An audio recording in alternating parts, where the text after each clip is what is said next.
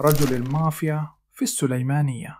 بافل طلباني ابن جلال طالباني عندما حس بفقدان السلطة بواسطة المقربين له، بدأ بتصفية خصومة على طريقة صدام حسين. قبل فترة قام باعتقال شاسوار عبد الواحد رئيس حراك الجيل الجديد والذي يعتبر معارض لبافل، واليوم أطلق حملة لملاحقة واعتقال كل من: 1. لاهور جنكي وإخوانه رئيس حزب الشعب والرئيس المشترك لليكتي مع بافل طالباني خلف الإمام جلال طالباني.